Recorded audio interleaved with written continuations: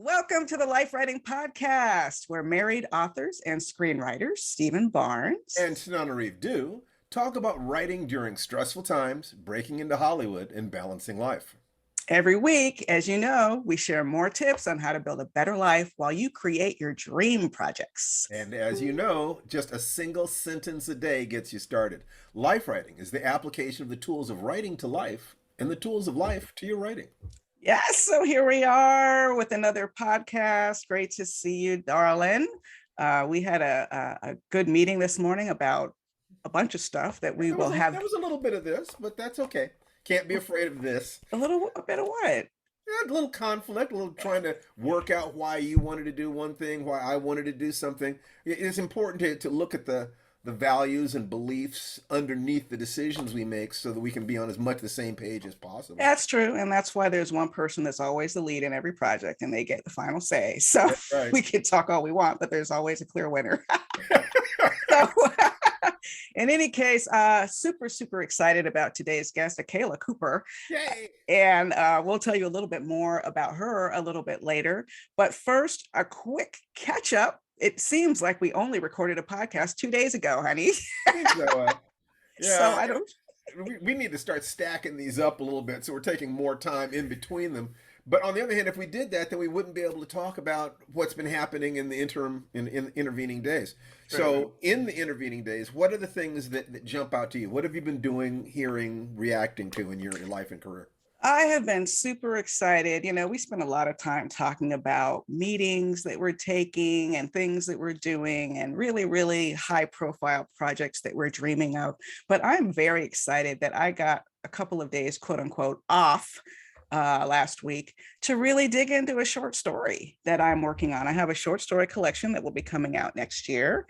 And I need to write 3 new short stories for it. And I'm into the first one. It's called Rumpus Room. I'll say that about it. And I'm having a great time. It's just starting to gel. Like, it's like, you know, my theory about horror is that one of the things that allows the horror into the story is the transgression.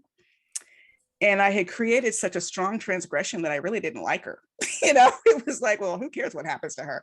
But I have softened the transgression a bit. And I've also found my way into her head so that I have full empathy for her. Everybody makes mistakes. She made a mistake. She's paying for it. And she's going to really pay for it in ways that she wasn't anticipating. Let me ask you a question. I mean, if you have if a character with a transgression and it's so bad that you have a hard time maintaining rapport with them, you have a choice of either making the transgression smaller or increasing the motivation and the clarity and size of the motivation. You know, cannibalism in one context is the ultimate human horror. In another context, it's just survival. I mean, it's like, you know, the person's already dead. We're freezing up here in the snow. Of course you have a barbecue. You know, it's like that. So I wanted to know, which do you generally tend to do? In this case, I softened the transgression a little bit. Okay. I made it more of an accident, not that could have happened to anyone. She has a bit of an anger management problem. But in the writing I did over the past few days, I made it clear where she got her anger management problem from, because she has a phone conversation with her mother. And that really helped to soften and humanize her for me. Yeah, she made a mistake, but she was born into a circumstance where she's actually doing the best she can. Okay, well, let me ask another question then. In what is probably your most popular work, My Soul to Keep, Yes. what was Angela's transgression? It was Jessica's transgression. Transgression. Jessica's transgression was having rose-colored glasses and living in denial, which is understandable. A lot of people do it, but that was sort of based on my experiences with relationships where I was feeling constantly disappointed by the people I was dating. But then really my friends could point out, but you already knew he was this, or didn't he tell you he was only interested in a casual relation? You know, so I was setting myself up for disappointment. Self-deception and denial was her transgression. And from my immortal character, because My Soul to Keep is from my African Immortals series, my Immortals character, his transgression was hubris. That he thought he could do more than he could, that he really had. Whereas her transgression was she wasn't honest with herself about she wasn't crunching the data that her sensory system was taking in. She was filtering it in order to keep this perfect relationship rather than saying there's something strange going on here. So in both cases, would it be reasonable to say they were being dishonest with themselves? Sure, absolutely. Okay, that's Yes. interesting. That's interesting because both of these characters ultimately are people who we love, and and so both of those transgressions have to be things that are ultimately understandable because we're not going to take these people so far that that there's no way back for them emotionally. So what? Anything else going on with you? Not really. I'm just still, our son is graduating from high school in the upcoming week, so that's very exciting. I Yes, it can't wait for is. Yes, that. it is. Okay. Well, for me, I did not get as much work done on the project I'm working on with Larry Niven. I had an energy crash because I had some sleep interruption one night at 4 o'clock in the morning. That trashes me completely. Um, but because I wanted to get that out of the way because I wanted to clear my schedule so that I could have 5 uninterrupted days on this project that we're working on that has to do with a podcast, dramatic podcast. Um, and then we have some issues about some other appointments where people might want us to do a pitch this week on a completely different project that's been sidelined for months. So trying to figure out what the timing is on these things. How, in other words, how to juggle all the different projects. How do I literally keep track of them enough to not go a little bit crazy? And it's like, what am I supposed to be doing today? What am I supposed to accomplish this week? If there's more than one project, what is the timeline for this project? And when is it due? And what do I have to do it?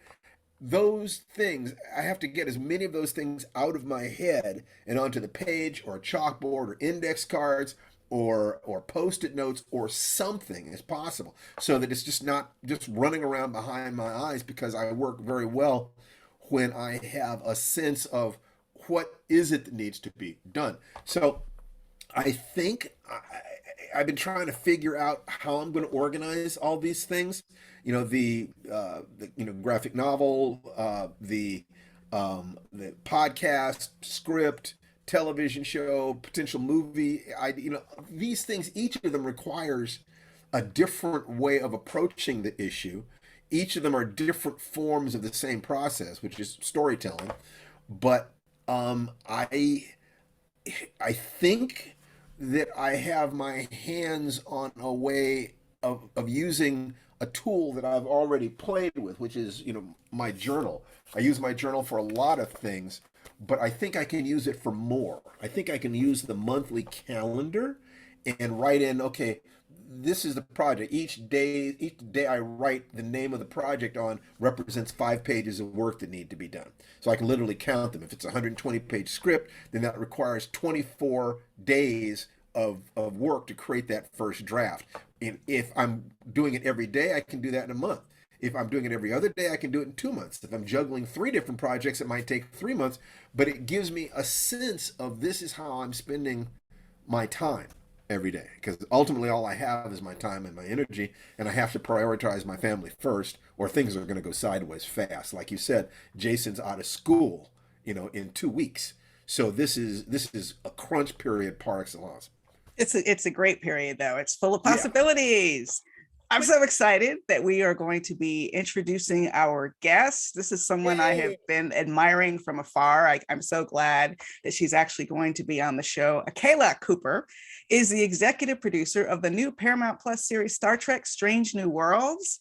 She also wrote the hit horror film Malignant, directed by James Wan. In her earlier career, Cooper was a staff writer for Grimm for 2 seasons, went on to be a writer and co-producer for The 100, American Horror Story, Luke Cage, Jupiter's Legacy, Witches of East End, and Chambers, which I loved, by the way. That was a great horror series. I wish it had lasted a little bit longer. And she's the screenwriter of the upcoming sequel to the horror film The Nun, and a bunch of stuff, just so much stuff that she has going on. And she can tell us more about it than I can. Welcome to the podcast, Akela Cooper. Come on in. Yay. Oh, that's right. We have to let her in. She's coming in now.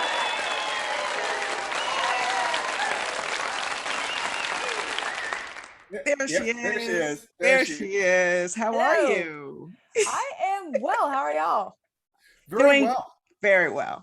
So And glad you I came wanted on to the say show.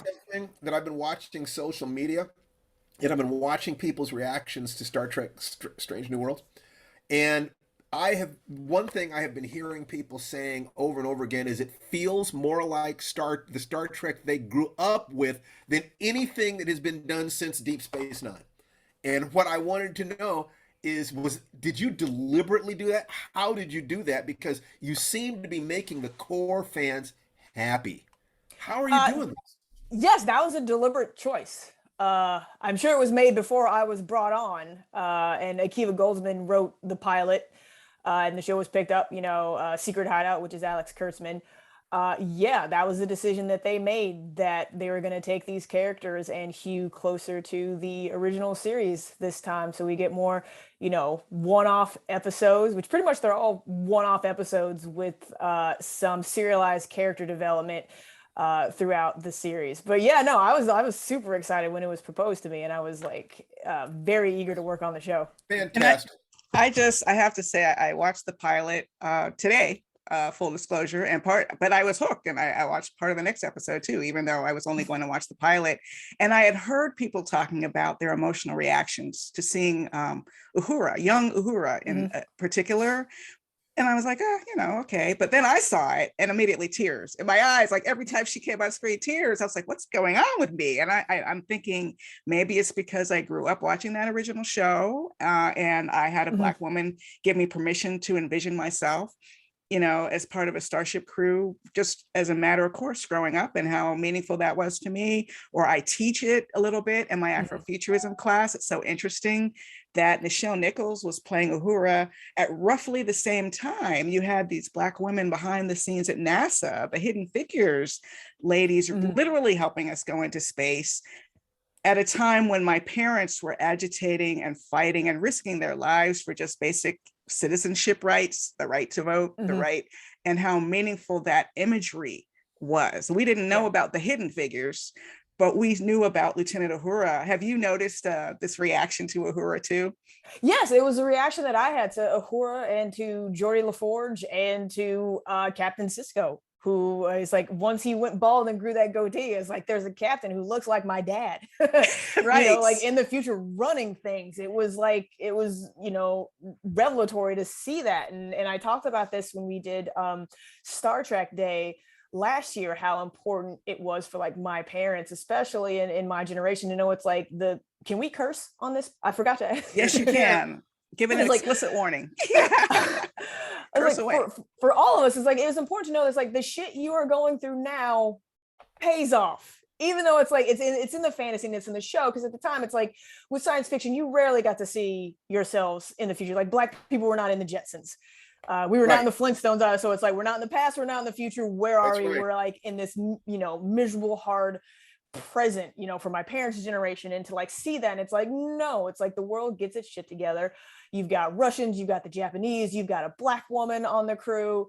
Like an interracial kiss doesn't mean a damn thing in the future, because it's like, wasn't when it aired, but it's like in the context of the show, it's like commonplace, nobody cares.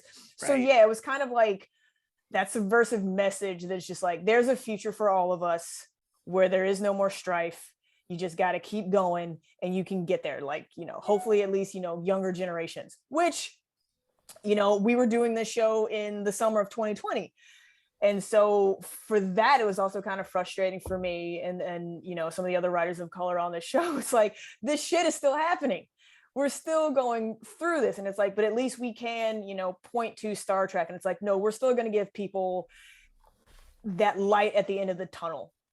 And that we will get through this and we will be, better for it. Yes. You have to have come across people accusing you of being too woke, it's like it cracks me up when I heard that directed at Disney, who during the entire 20th century never had a single Black animated human being in any of their animated films in the entire 20th century.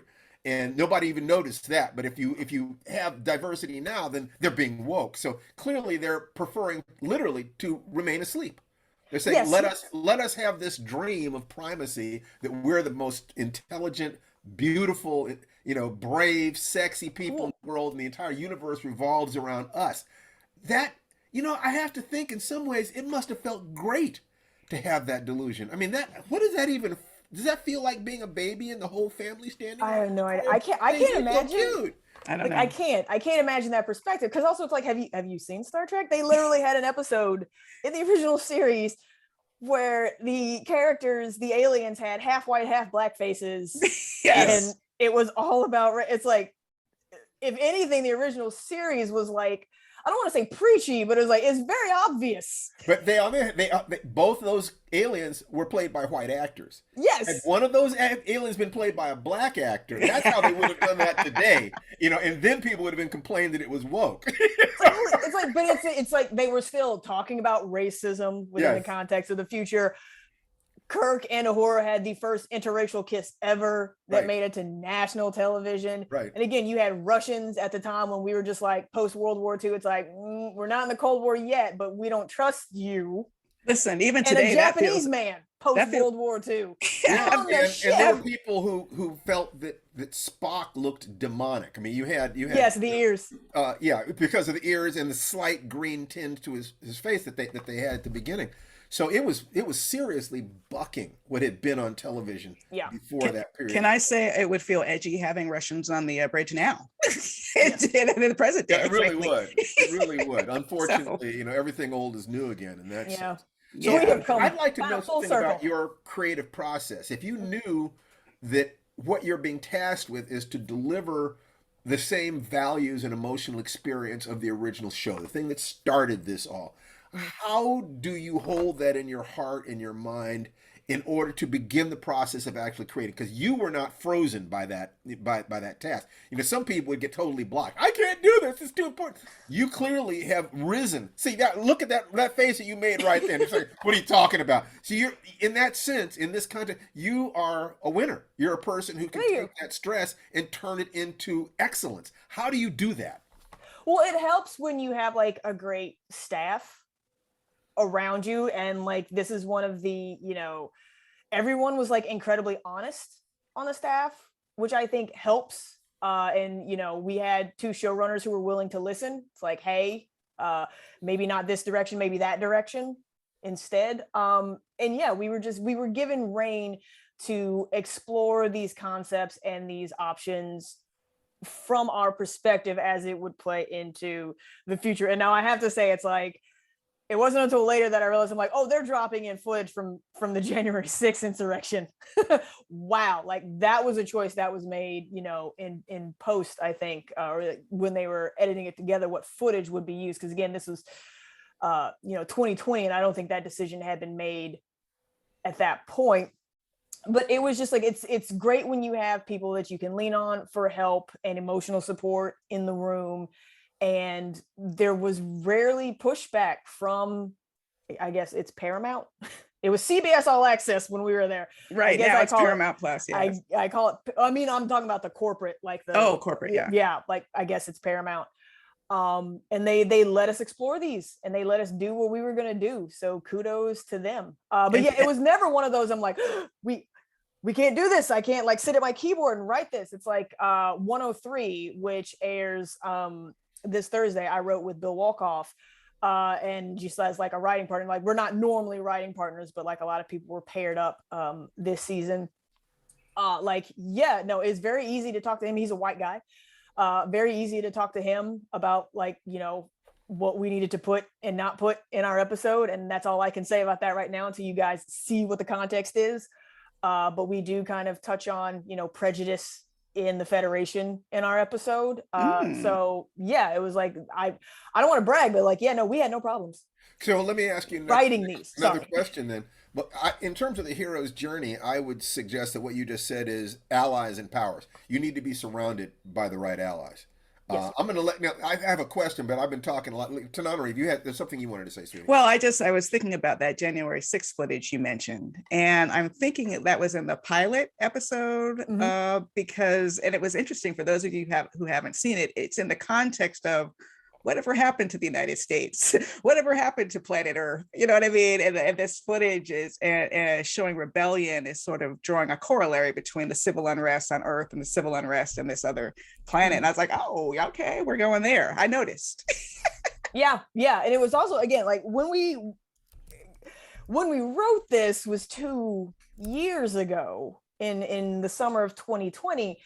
And to have, the January 6th insurrection happen, because in the context of Star Trek within the world, like they have to go through, as Pike says, they go through World War III and then eugenics wars. And it's like, so the narrative is like leading up to World War III, and then we have the insurrection, and now we have, Russia and Ukraine, which everyone is like, oh shit, is this what's going to set off World War III? And I'm like, growing up, World War III was always this fictional sci-fi thing that authors would write about in books, or you would see in movies. They're like, yeah, it happened, but you never actually thought it would happen. In the context, like, oh yeah, no, World War III is a fiction. And then to have it go, oh no, there is a real possibility that this could kick off. And we actually talked about it in the show before this ever happened is like a weird kind of prescience to have when you're a writing staff. The question that I had for you, I would like you to be as specific as you can be about the actual process of collaboration. How do you work with another writer to create a seamless piece of work? Can give us as clear a vision as possible as you can. It depends on what show you're working on, actually. Like sometimes when you're collaborating with someone who's not your writing partner, you just basically choose how you want to divide the script up. Normally there are two of you.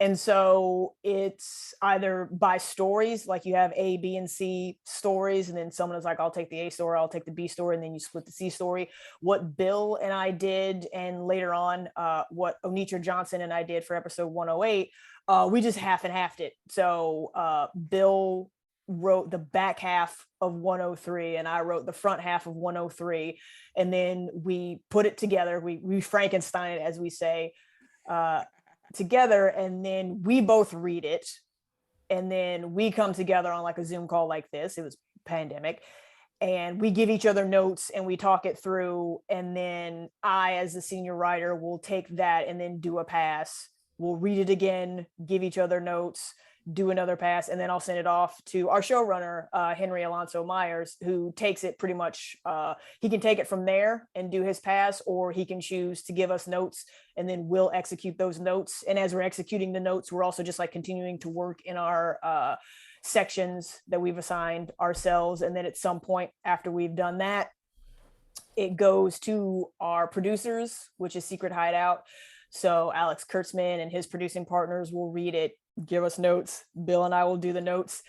Henry can choose, our showrunner can choose to do a pass there or give it to our network, which was Paramount Plus. They give us notes, we do the notes, and then pretty much at that point, Bill and I are like back in the room and we're off to the next thing. But that's pretty much how the process worked for Star Trek. There's a lot of notes in there. And notes are not probably most writers' favorite part of the process.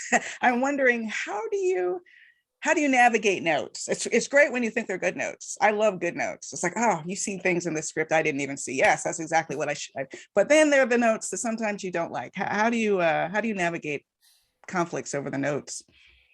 I think it becomes a discussion, and a lot of times, if there's a note that you don't agree with, it's trying to get at the heart of what it is, what we call what's the note under the note. Like, what is, the person missing in that, or like, what are we not understanding about what they're saying? And then usually, like, when you have that discussion, it's like, oh, okay, it becomes like clear, whether it's like this character's motivation is not apparent, or this plot point doesn't kind of make sense.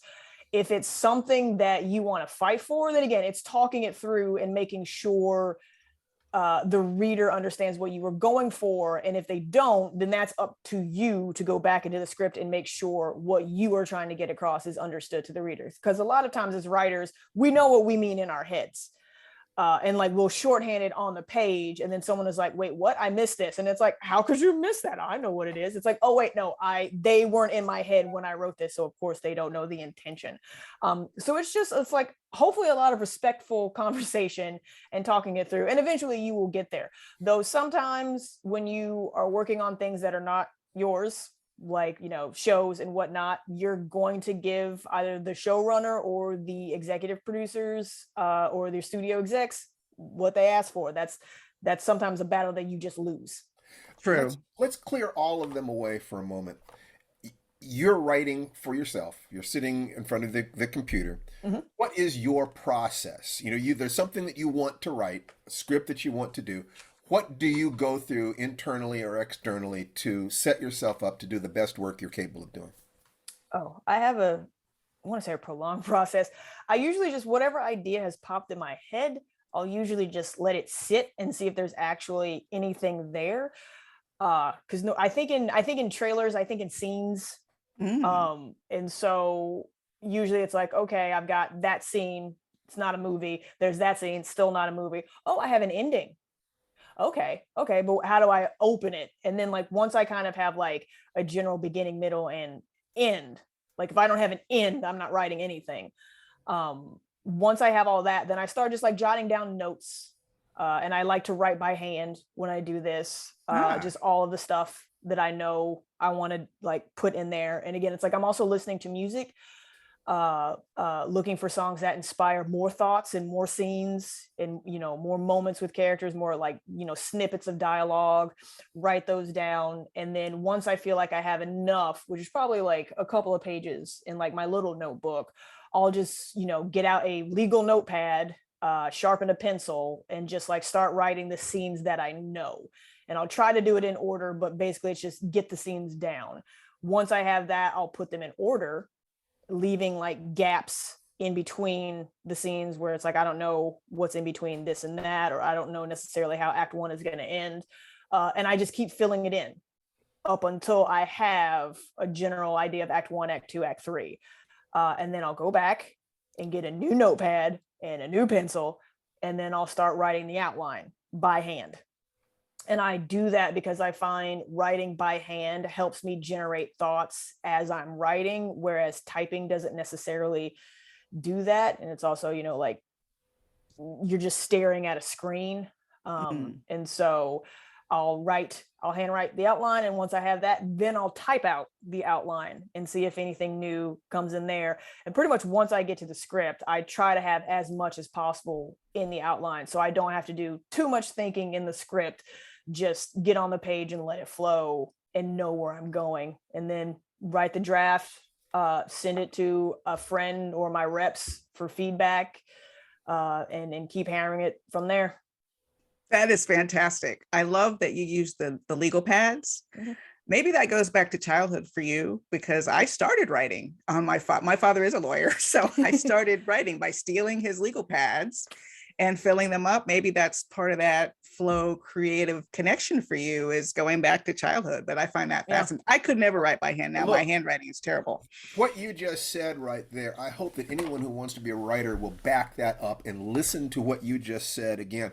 I hope they will also take a look at the video on this, because I was watching your face when you were saying it, and you were very clearly talking about going into a visual state where you can envision the thing that you want to do until you can feel a particular way about it. And you have the auditory, the sound effects, the soundtrack going. So you're like jazzing with it. When you get to that point, you write it down.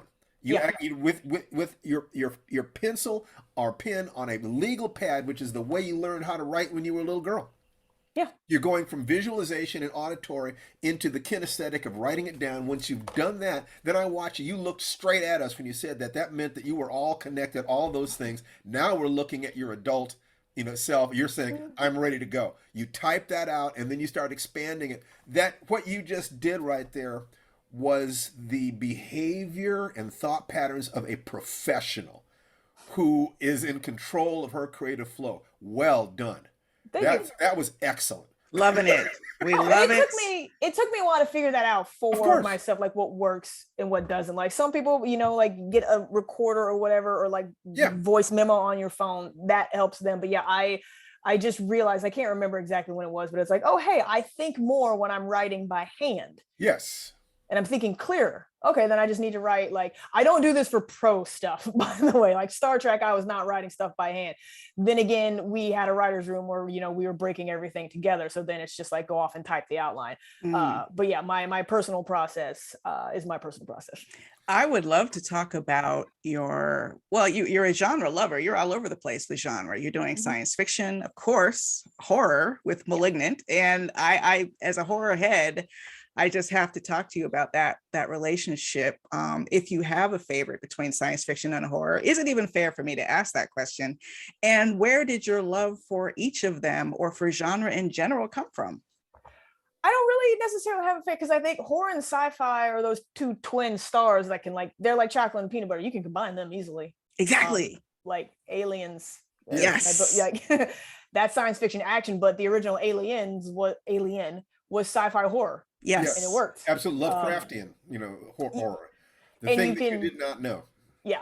And you can do horror comedy, you can do sci-fi comedy, and so it's like both of those are, they're like Romulus and Remus. They're the two little twin wolves that I love. I can't really pick a favorite, though it probably leans towards horror just because I like scaring the shit out of people. But again, you can do that with science fiction. Yeah. Well, science fiction is sort of the playing field. It isn't the dominant emotion. Horror, from my point of view, is that the dominant emotion you are playing with is fear. You want to generate fear in the audience. You can do that in a science fiction world, in a Western, anything that you wanted. So, Malignant, don't want to talk about it too much because there are some really juicy secrets that you play with in that. I'd like to know a little bit about your theory of writing horror. I don't have one. I just write. I don't. Oh, okay. I've never had that question before. Like, I have goals, which is to like scare people. Okay, let's start with that. Make sure like there's something on the page that a director can take, and I'll know visual. I'm like, yeah, this is gonna look cool. It's just like at least one good scare. Yeah, you had a super cool visual in mind, clearly, for Malignant, and you based a lot of your movie around that super cool visual. At what point in the writing process did, say, super cool visual occur to you? You said being artfully vague.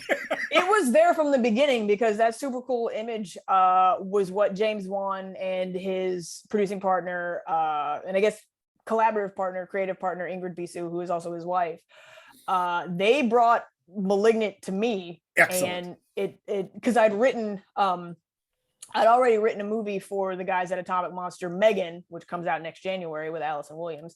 Great. And they liked what I did on that. So James wanted me to come in and like talk about this other idea that he had with Ingrid. And she was like fascinated by tumors and stuff like that. And I'll try to leave it vague. Yes. But yeah, they had like this 3-page treatment. And they knew that ending, like they knew it, not the specifics, but they knew that the reveal was going to be there and it was going to be violent. And the reveal was what it was going to be. And so I took that ball and fleshed it out and ran back down the field with it and gave it back to them. And so they hired me to write the script, because I also tangentially had experience with someone who had something similar. Oh my God, yes. Yeah. Really? So I knew off the bat what they were talking about when they gave like the terms and everything. I was like, oh yeah, I'm familiar with that because I had a friend. Excellent. Wow, sorry to hear that. Did you Oh no, she's fine. Oh, good, because that could have gone a lot of ways. Did you love horror as a kid, watching movies, reading books? Was that something that your parents or people around you? It's obvious. Look at her face when she talks about it. She gets younger when she talks about it. That evil little girl What were inside her those- saying, yes, yes. Tell me a little bit about the roots of it. I want to go to the roots of it. What's wrong with us that we love this stuff? So I'll give you some background. I grew up in southeastern Missouri. My father was a farmer. My mother was a school teacher. And so I have an older brother and an older sister, like 5 and 10 years. And so growing up on a farm, my parents would like leave my sister in charge of us. My sister's 10 years older than me. So she was a teenager, like as I was like coming up. And so at a certain point, she just did not care what I saw that she was watching at home, like when she was babysitting us when our parents were out. So my first real memory of a horror experience was like walking downstairs and coming around the corner into the family room, and she's watching Hellraiser 2. And the moment when I forget the character's name, but the evil woman is been brought back from hell, and she's coming out of the mattress, and she has no skin, and there's blood everywhere, and it's just like freaky. And I just kind of stopped and I watched this scene, and it's like, this is going to give me nightmares. It's still fascinating to watch though. And then at a certain point I was like, yeah, I don't need to see this, so I'm just gonna back it up. And I just went back upstairs to play in my room until the movie was done. But like my sister would do that all the time. She watched Nightmare on Elm Street. And so I have the memory of, you know, Freddy walking down the alleyway and his arms are stretching, and that gave me nightmares. And it was stuff like that, but also it wasn't just my older sister. And I know people are going to feel various ways about this, but like my parents didn't really censor that much stuff from us. So at a very young age, I watched John Carpenter's The Thing with my dad, and that came out in 82, and I was born in 81. So oh wow. And like he had that on beta, and so like he would put it on, and I remember at a certain point recognizing, I'm like, oh, this is that movie with there's the dog. Okay, I got like 20 minutes before shit hits the fan. And what I'm going to see is going to give me John Carpenter's The Thing is like the special effects still to this day. It holds up great. It holds up great. Rob Bottin's special effects are stunning. With that movie, I recognize, I'm like, okay, here comes the scary part. And I would just dip behind the couch and just wait it out. And then sometimes my dad would like reach behind me and like tap me on the head, like scary part's over. And then I would like pop back over. Aww. Keep watching. And then it's like, here comes the cardiac arrest scene. What was the first story you can remember writing?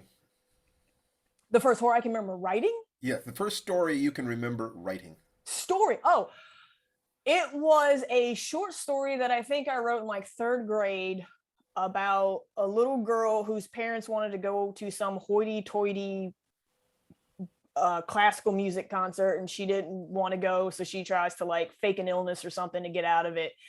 And I gave it to my mom to read, and I remember her reading it, and she laughed at a moment that I was like, oh, it is funny.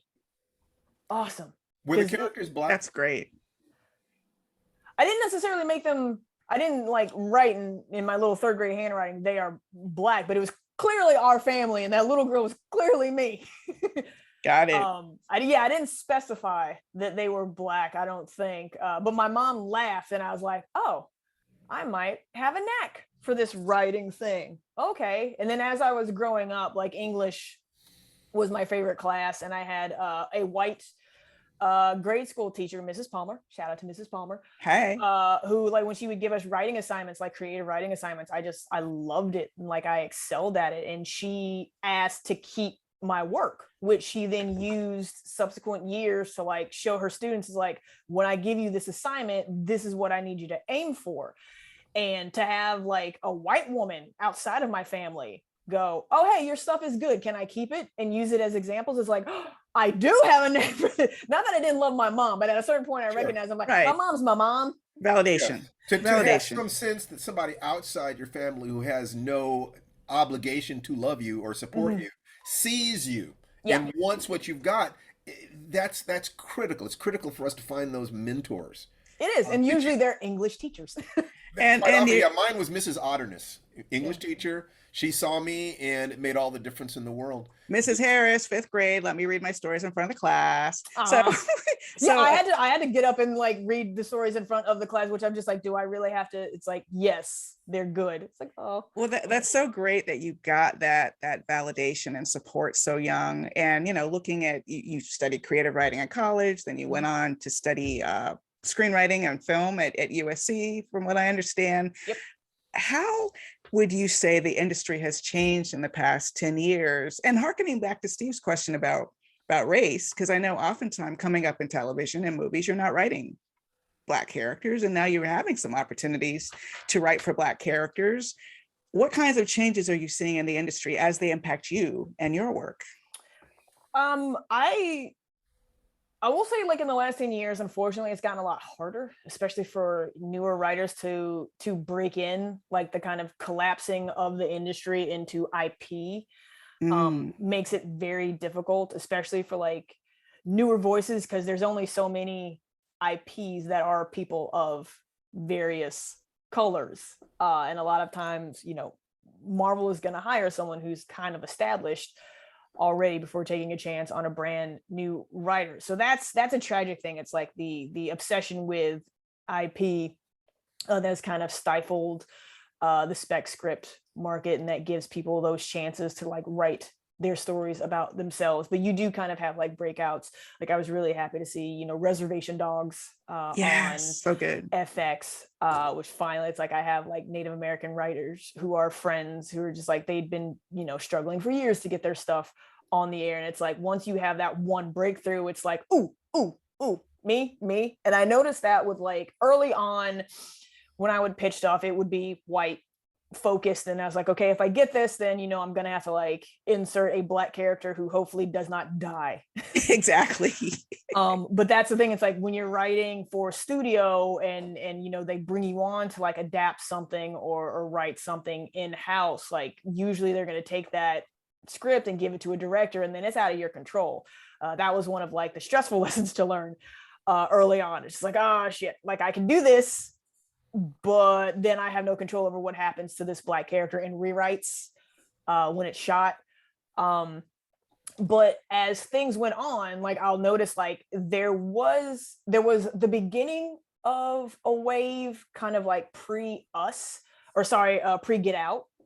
But then when Get Out was released, it was a whole other thing where it's like, oh yes, Black-led horror and genre can make money.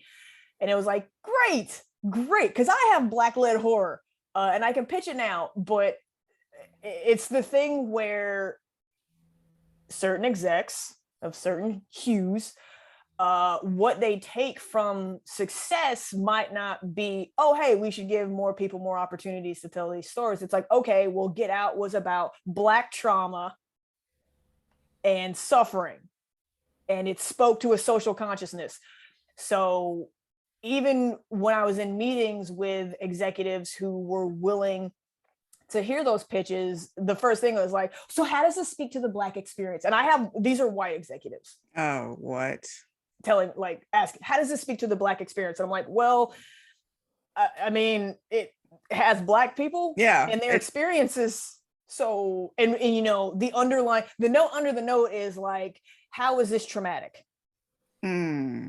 What are Black people fighting through that we're going to see? And it's like, it doesn't always have to be. And I know you guys have seen it like on Twitter and all of that. It's like, we don't have to have Black trauma stories every fucking time. No, like, and there's a lot more to horror than, or lynching is horror, which is what I can't stand. So yeah, it's like our trauma stories, and all Black trauma is about what white people did to us. Then what in essence they're saying, tell us another story about how powerful we are. Yes. Ooh, he said it. That's right. Even when we're not there, I'm gonna give that some applause. Yeah, that's right.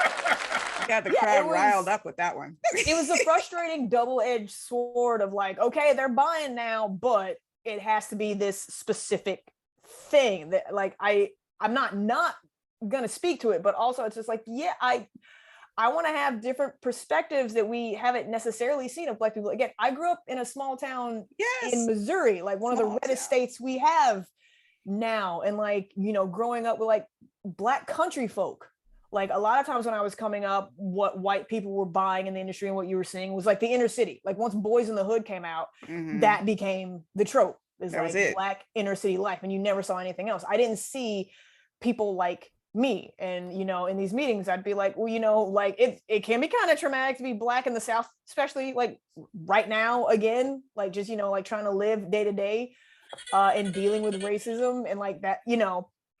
But yeah, it was, they wanted those specific, like, ooh, is this person lynched? Why do I need that?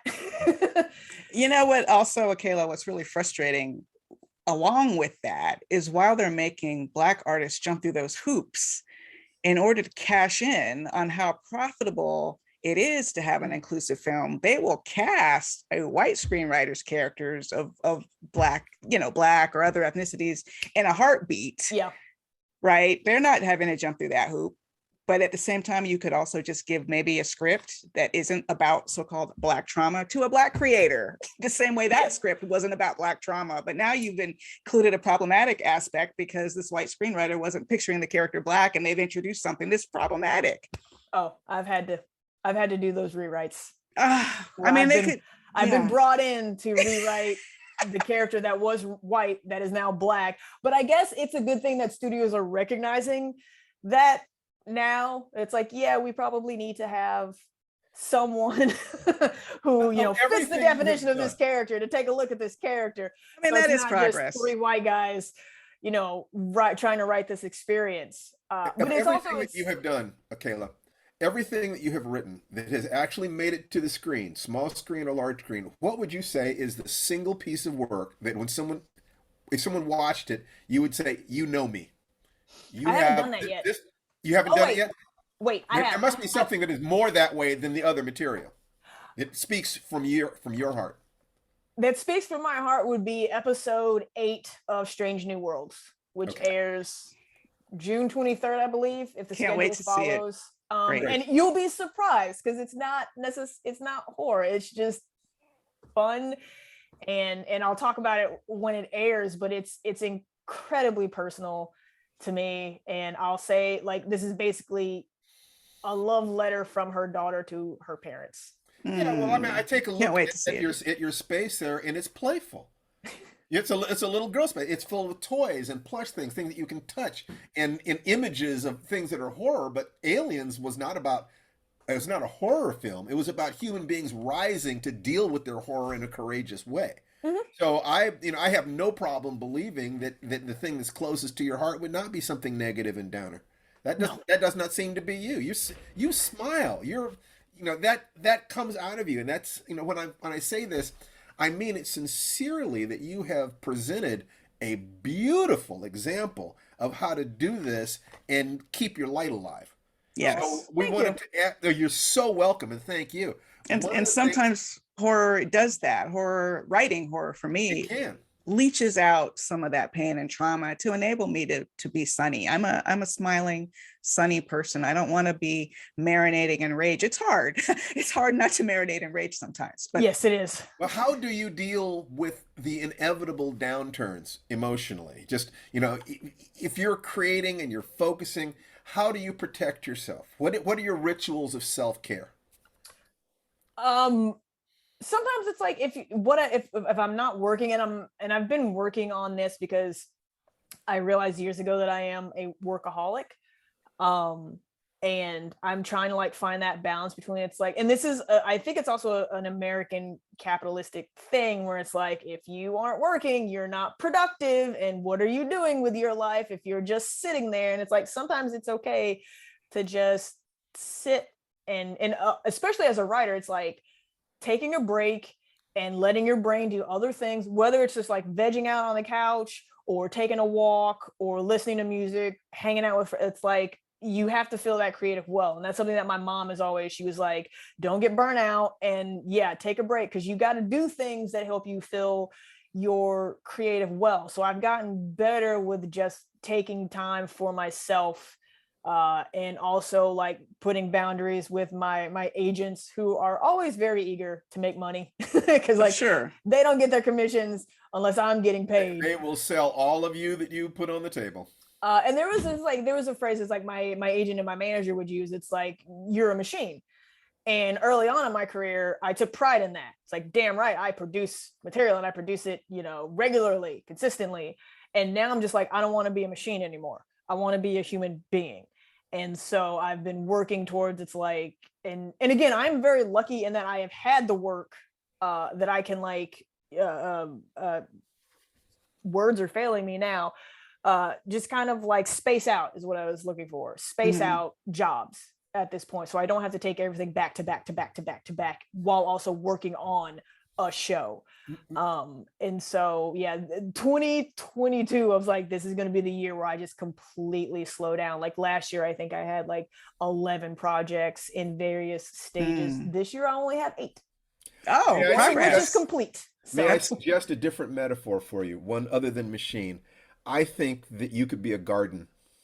Aww. That you could simply walk out in the morning and see what has ripened and pluck it and bring it in and just allow nature to do what it does in its time. Yeah, you have planted the seeds. You're a farmer's daughter. I am. You've planted the seeds, and you understand that the time comes for letting it lay fallow, or harvesting, or baking bread, or sharing, or going to market. That in that process, you're not a machine. You're making me hungry. See, but not everybody. You've already done the planting. That's the thing. You don't. It's recognizing that you've done the work that's necessary to be at the point when you can slow down and wait for those tomatoes to ripen fully before you pluck them. I think your career will actually flower. I think if you do that, you've gotten to that point.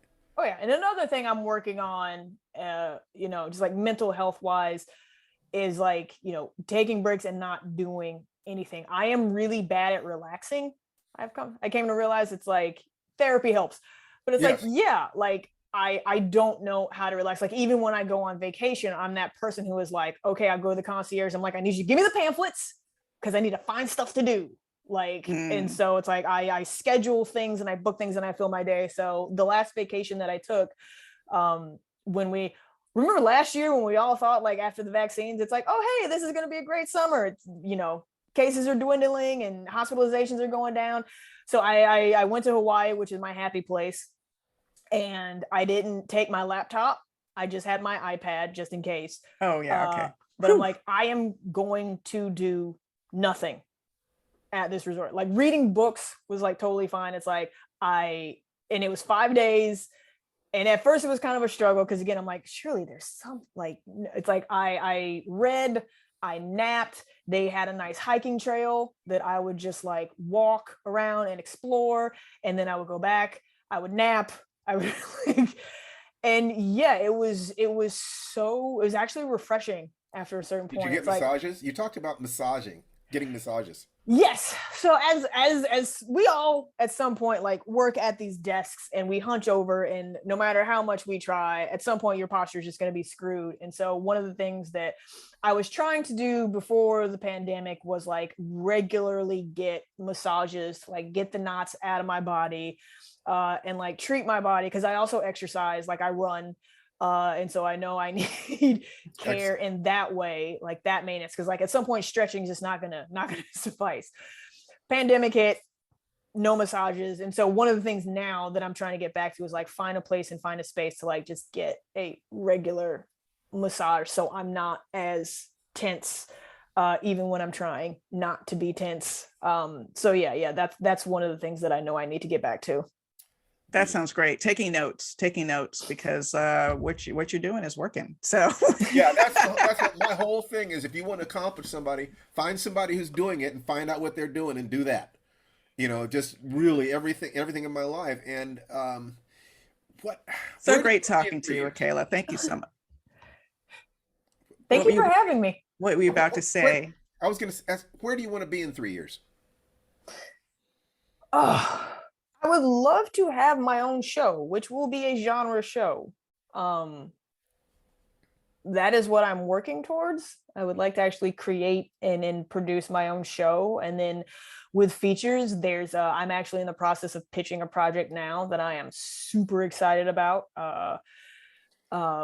So yeah, I hope we're able to sell this and I can write it, and like, because it'll be really cool. Like, it's a really cool idea, and there's some really cool deaths in there that I am eager to put, to paper and also see visualized. And then, yeah, just keep working on features and keep working in TV.